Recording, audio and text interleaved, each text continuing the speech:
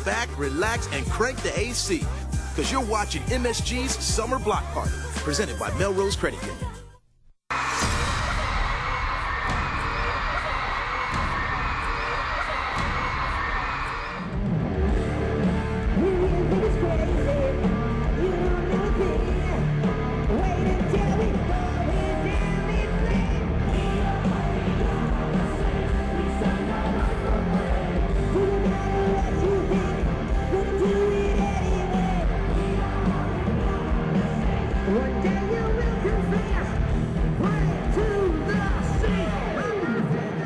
Things I heard was from David Bowie, where he said it takes about 10 years for him to even understand what it is the songs are about. You just throw it up, so to speak, you know, and it comes out and it feels good, and hopefully it touches other people. And then later, if you want to, you can look at it and kind of get an understanding of what it's about. I enjoyed the writing process. I enjoyed sharing that with people that might be like-minded or like experience, so to speak. It's just part of you know, growth as a human being. You can choose to get stuck in the or you can push through it and see what else is out there, and that comes through in your music and in everything that you do. It's like this for me.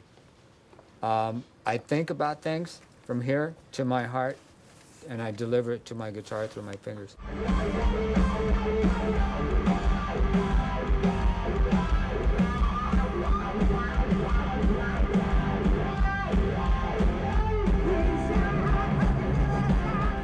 And that's about the best way that I can describe it, because it comes from inside of me. It doesn't come from any superficial thing that I see, like, you know, oh, well, I saw this guy playing over here and he was doing this, and it's like, I don't give a about this guy, you know. It's like, I want to play Mick Mars. I want to play me. I want to play from my soul, from my heart, what I'm hearing.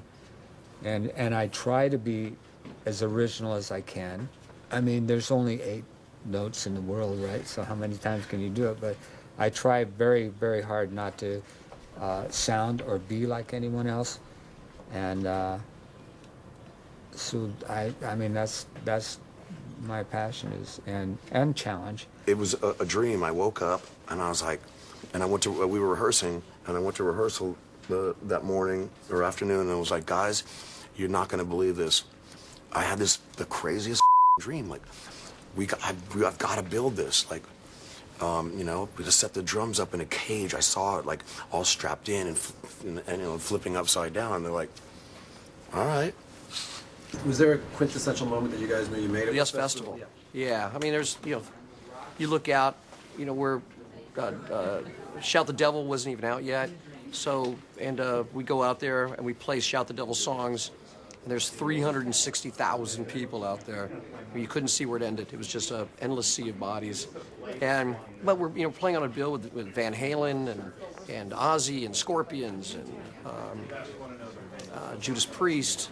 I mean, it was quite a show. We were lucky to be there, and we went over great. And that was kind of to me, it was kind of like the start of everything. I had no clue that it was going to be as big as it is. I mean, like, I've said this before, like seeing the world and traveling the world and doing what I love to do, and plus getting paid for it on top doesn't hurt. But I think it all sort of comes home when you're in your hometown and we're playing like the Forum, and we're playing with Ozzy, and I think that's when I realized, I was like, whoa, it's officially happening right now.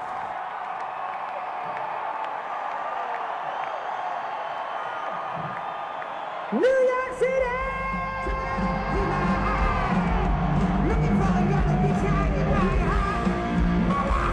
We played there, that's in 1984, I think. That's when we got our first gold album, and from Elektra Records, and Bob Krasnow, who was the CEO at the time,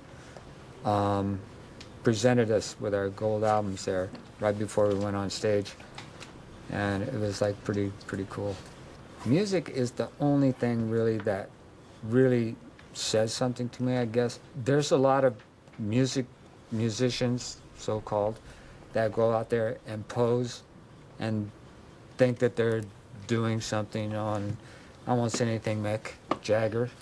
Screw money, screw everything else. I don't care about it. You know what? Still to this day, I get nervous, and I always just figure like once you don't get nervous anymore, then you've lost the passion for what you do, and then I'll be like, I'm out, done. Still get nervous, still get like all freaked out, and then as soon as the house lights go out, and it's always like, and that goes away. But pre-show, it's always still a little weird to this day. Here they are, Vince Neil, Nikki Sixx, Tommy Lee, and Mick Mars, Mötley Crüe.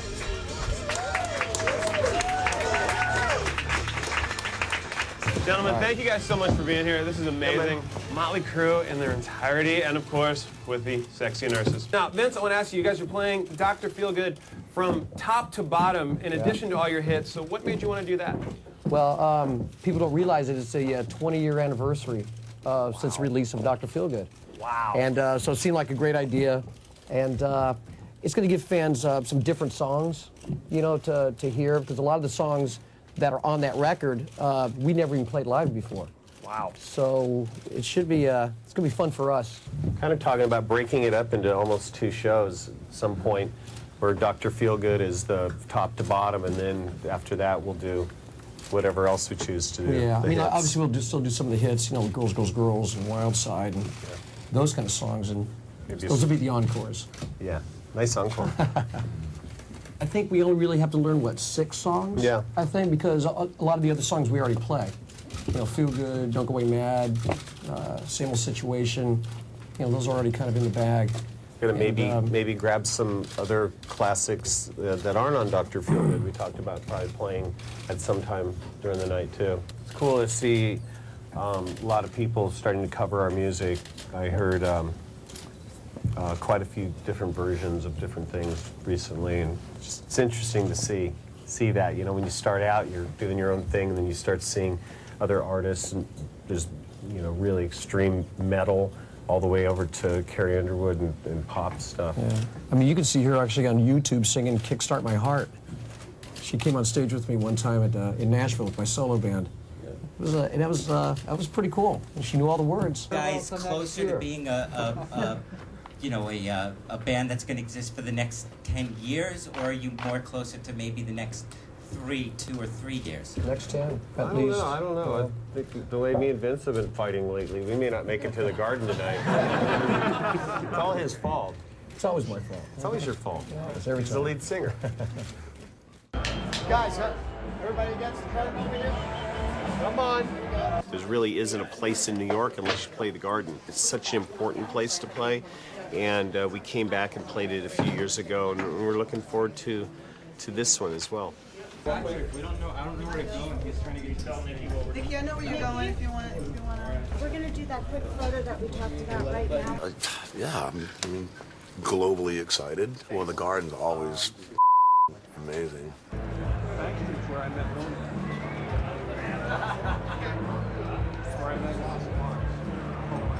Music means more to me than anything in the world. Oh, now he decides to show up. Yeah, he's got the axe too, man.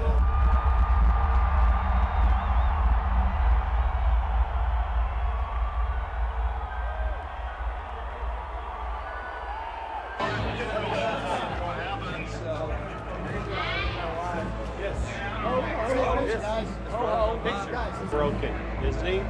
His head. I thought that was your doing, though. Which part? Here we go, guys. Everybody got. Come on. Do this.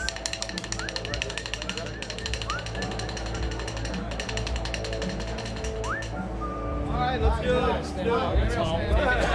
Oh, hell, All guys in the back. You're done. Back. You're done. Right here, look at me. This way. Creepy evil guy in the middle. Yes. There we go. Loosen the guy. This way, everybody. This way. Where do you see the band in 5 years and yourself? Still rocking. What else are we gonna do?